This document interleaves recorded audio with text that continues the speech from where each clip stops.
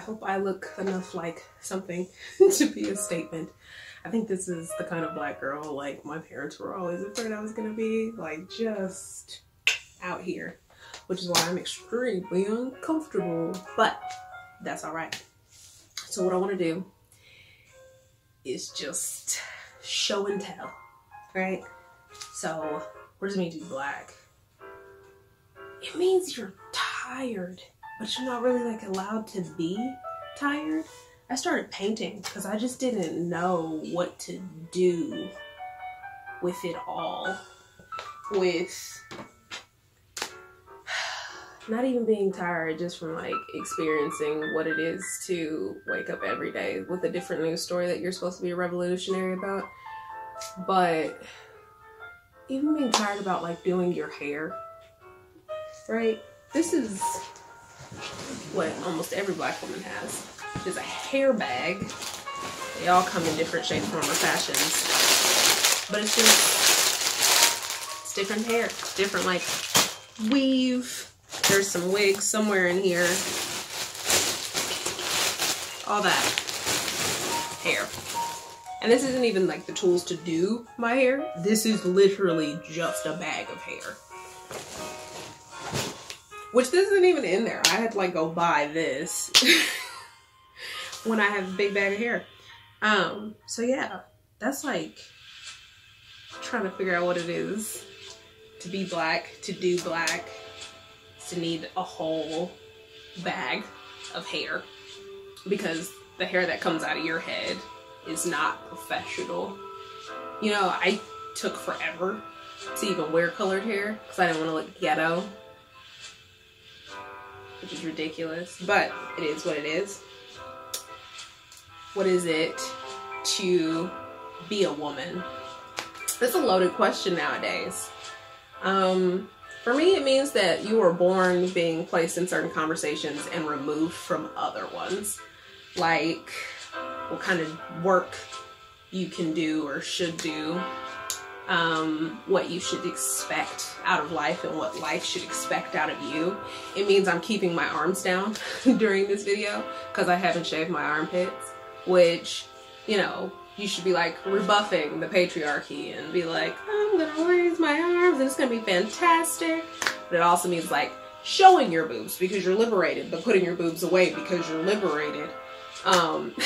So yeah, that's a lot. It is a lot of work to be a woman, regardless of what that means to you.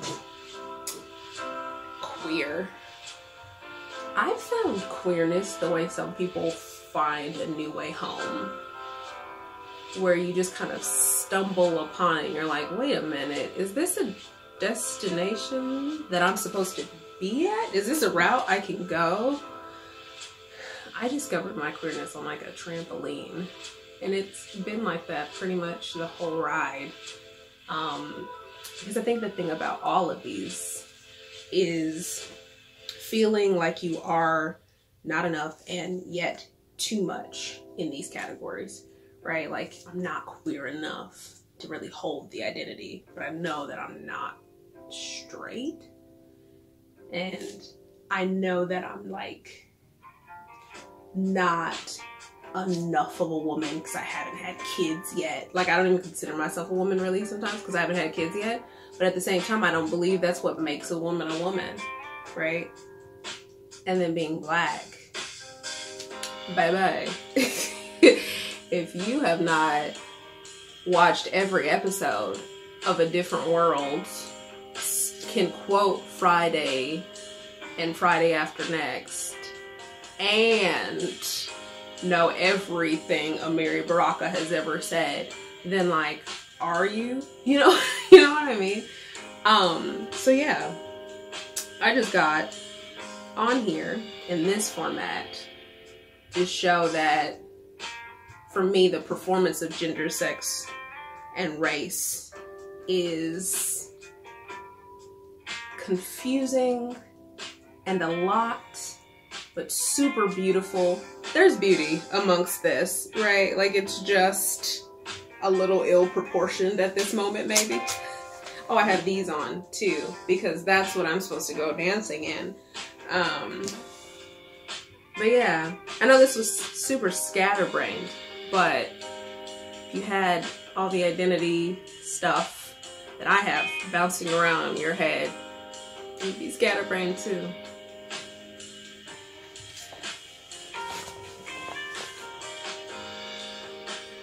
So when I was 17, I experienced a sexual trauma. That of course is a spectrum.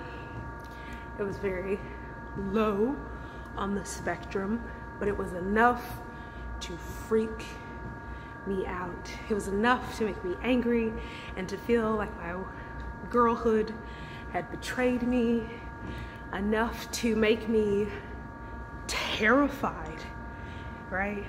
For like the rest of my growing into womanhood, of what your no means as a woman. What happens when your no is violated? What does it mean when you don't say no, but you feel no in every molecule? And through that anger, through that pain, I eventually got to a place where I could like live my life, keep working, keep doing school.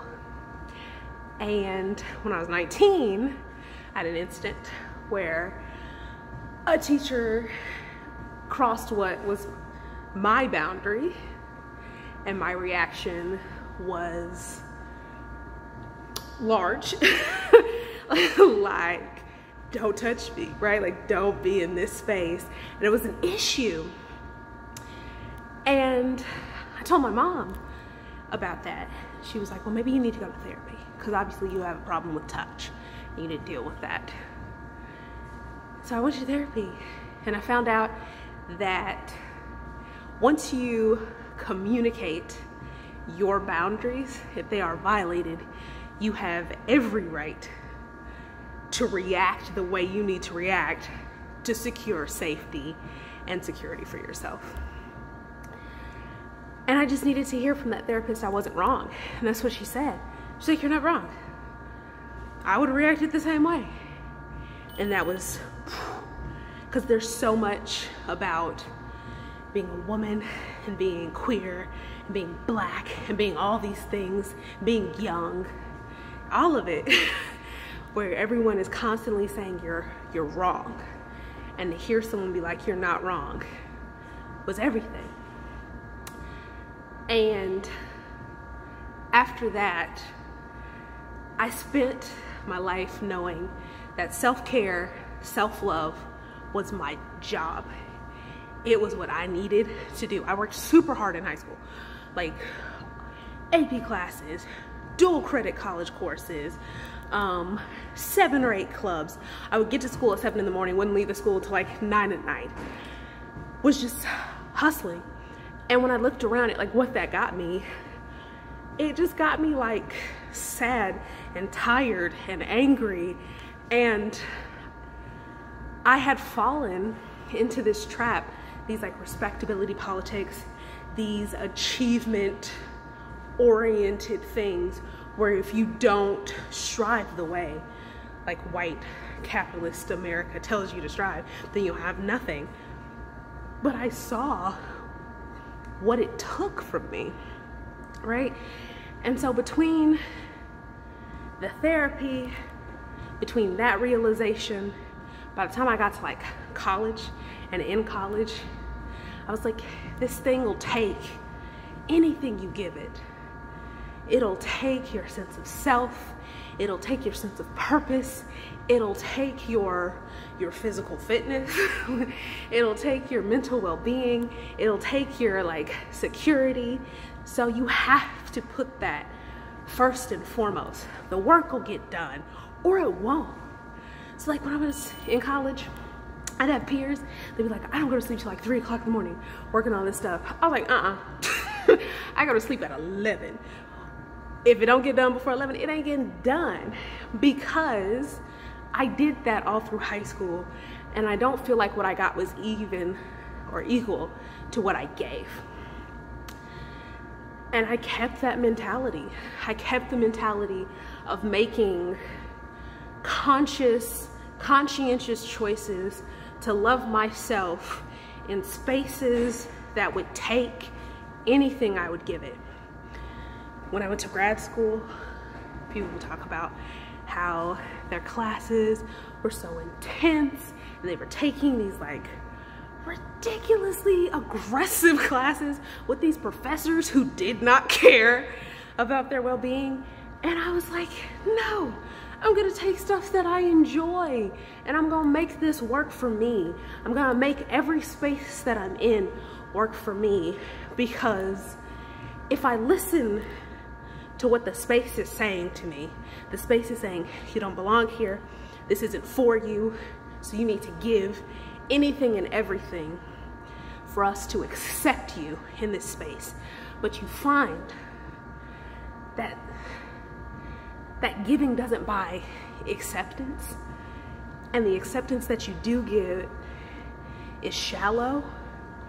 And then you also find the acceptance that really matters, yes, the one you get from yourself and give to yourself, but the acceptance of like people in a space rising to the occasion of your presence. You don't have to die on the line for that. You don't have to give up who you are, what you need for that. And that's why I called this film Sanctuary, because with all of my identities and my identity stuff, and it all joined in this body that has been pushed and violated and denigrated and told it wasn't good enough and told it wasn't light enough or strong enough or pretty enough or small enough or big enough, because that's a Black girl problem too. I just have to not only find sanctuary, I have to demand sanctuary. I have to create sanctuary. Like this gym, if you look around, no one's here. So when I just started, like when COVID started clearing up, to start taking care of my body again in this kind of space, I was going to a different gym. There were all these people and I always had to perform one way or another, because as you know, if people are around, you perform. And so I found this place where there's maybe like one old man who comes every so often, but it's just me. And I think that's what it's all about, for me anyway, is to make a goal and a hope and a dream, and then find the route, the way, the space to make it sanctuary.